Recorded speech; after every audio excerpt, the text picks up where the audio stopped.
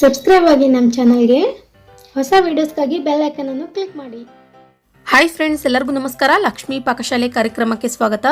ಇವತ್ತು ನಾನು ಒಂದು ರುಚಿಕರವಾದ ಮೀನು ಸಾಂಬಾರು ಮಾಡೋದು ಯಾವ ರೀತಿ ಅಂತ ತೋರಿಸ್ತೀನಿ.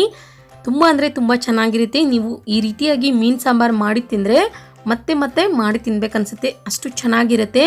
ಮತ್ತು ನಾವು ಒಂದು ವಾರಕ್ಕೊಮ್ಮೆ ಮೀನು ಸಾಂಬಾರು ತಿನ್ನೋದ್ರಿಂದ ನಮ್ಮ ಆರೋಗ್ಯಕ್ಕೂ ಕೂಡ ತುಂಬ ಒಳ್ಳೆಯದು.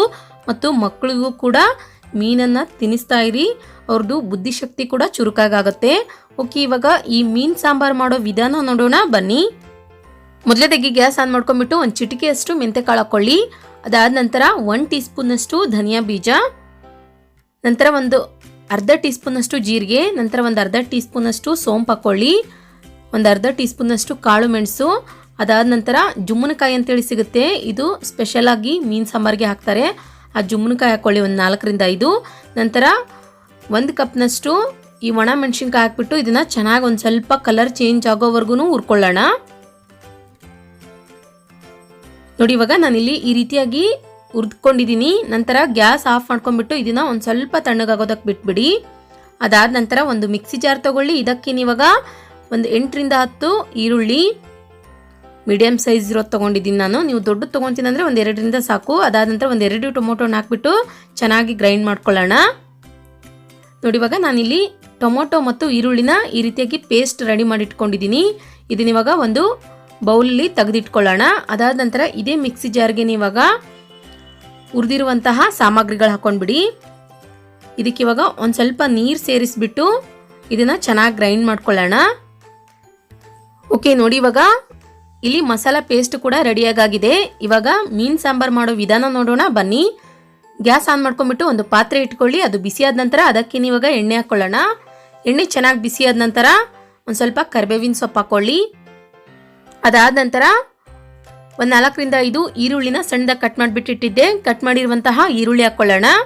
ಇದನ್ನ ಇವಾಗ ನೋಡಿ ಒಂದು ಸ್ವಲ್ಪ ಕಲರ್ ಚೇಂಜ್ ಆಗೋವರೆಗೂ ಫ್ರೈ ಮಾಡ್ಕೊಳ್ಳಿ. ಈರುಳ್ಳಿ ವಾಸನೆ ಎಲ್ಲ ಹೋಗ್ಬಿಟ್ಟು ಸ್ಮೆಲ್ ಘಮ ಘಮ ಅಂತ ಬರೋವರೆಗೂ ಚೆನ್ನಾಗಿ ಫ್ರೈ ಮಾಡ್ಕೊಳ್ಬೇಕು. ಅದಾದ ನಂತರ ಈರುಳ್ಳಿ ಮತ್ತು ಟೊಮೊಟೊ ಪೇಸ್ಟ್ ಹಾಕ್ಕೊಳ್ಳೋಣ. ಈ ಪೇಸ್ಟ್ ಹಾಕ್ಬಿಟ್ಟು ನೋಡಿ ಸ್ವಲ್ಪ ಅದ್ರದ್ದು ಹಸಿ ವಾಸನೆ ಎಲ್ಲ ಹೋಗೋವರೆಗೂ ಫ್ರೈ ಮಾಡ್ಕೊಳ್ಬೇಕು.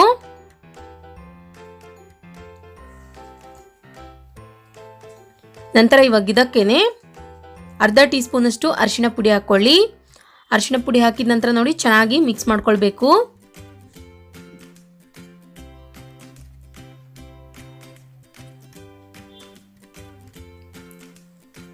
ಈ ಮೀನು ತಿನ್ನೋದ್ರಿಂದ ಫ್ರೆಂಡ್ಸ್ ಕಣ್ಣಿಗೂ ಕೂಡ ತುಂಬ ಒಳ್ಳೆಯದು. ಕಣ್ಣು ಕೂಡ ನಮ್ಮದು ಚುರುಕಾಗುತ್ತೆ. ಖಂಡಿತ ನೀವು ಒಂದು ವಾರಕ್ಕೊಮ್ಮೆ ಆದರೂ ಮೀನು ತಿಂತಾ ಬನ್ನಿ. ಅದಾದ ನಂತರ ನೋಡಿ, ಇವಾಗ ನಾನಿಲ್ಲಿ ಮಸಾಲ ಪೇಸ್ಟ್ ರೆಡಿ ಮಾಡಿಟ್ಕೊಂಡಿದ್ದೆ. ಈ ಮಸಾಲ ಪೇಸ್ಟ್ ಕೂಡ ಹಾಕಿಬಿಟ್ಟು ಒಂದು ಸ್ವಲ್ಪ ಚೆನ್ನಾಗಿ ಫ್ರೈ ಮಾಡ್ಕೊಳ್ಳೋಣ.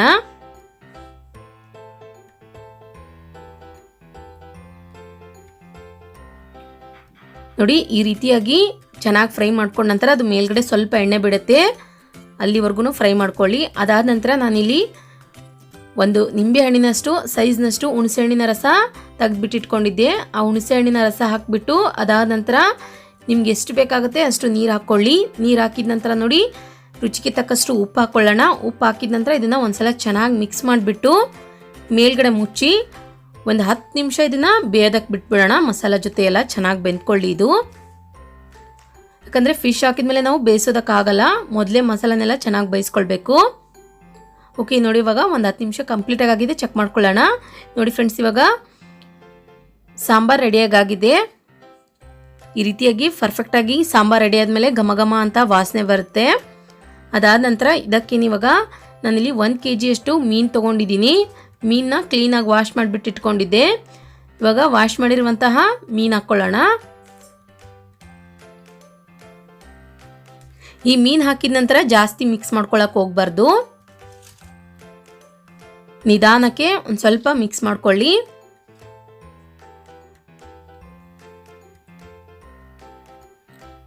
ಇದನ್ನ ಇವಾಗ ಮೇಲ್ಗಡೆ ಮುಚ್ಚಿಬಿಟ್ಟು ಒಂದು 3 ರಿಂದ 4 ನಿಮಿಷ ಸ್ವಿಮ್ಮಲ್ಲಿಟ್ಟು ಬೇಯಿಸ್ಕೊಳ್ಳಿ.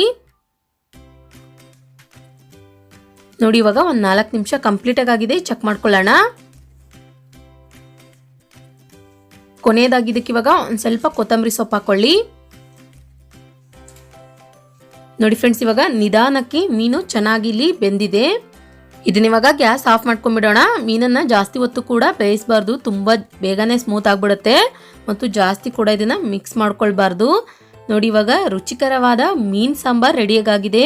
ಖಂಡಿತ ನೀವು ಒಂದ್ಸಲ ಟ್ರೈ ಮಾಡಿ ನೋಡಿ ಮತ್ತು ವಾರಕ್ಕೊಂದ್ಸಲನಾದರೂ ಮೀನನ್ನು ಸೇವಿಸ್ತಾ ಬನ್ನಿ. ಆರೋಗ್ಯದಲ್ಲಿ ತುಂಬ ಅಂದರೆ ತುಂಬ ಬದಲಾವಣೆ ಕಾಣುತ್ತೆ. ನೋಡಿದ್ರಲ್ಲ ಯಾವ ರೀತಿಯಾಗಿ ನಾವು ಮೀನು ಸಾಂಬಾರು ಮಾಡೋದಂತ. ನಾ ಮಾಡಿರೋ ಈ ರೆಸಿಪಿ ನಿಮಗೆ ಇಷ್ಟ ಆಗಿದ್ರೆ ಪ್ಲೀಸ್ ಲೈಕ್ ಮಾಡಿ, ಶೇರ್ ಮಾಡಿ, ಕಮೆಂಟ್ ಮಾಡಿ. ಇನ್ನಷ್ಟು ಈಸಿ ರೆಸಿಪೀಸ್ಗಾಗಿ ನಮ್ಮ ಲಕ್ಷ್ಮಿ ಪಾಕಶಾಲೆ ಚಾನಲ್ಗೆ ಸಬ್ಸ್ಕ್ರೈಬ್ ಆಗೋದು ಮಾತ್ರ ಮರಿಬಾರ್ದು. ಮತ್ತೆ ಒಂದು ಇಂಟ್ರೆಸ್ಟಿಂಗ್ ರೆಸಿಪಿ ಒಂದಿಗೆ ಬರ್ತೀನಿ ಮುಂದಿನ ಸಂಚಿಕೆಯಲ್ಲಿ. Keep watching. Thank you. Bye.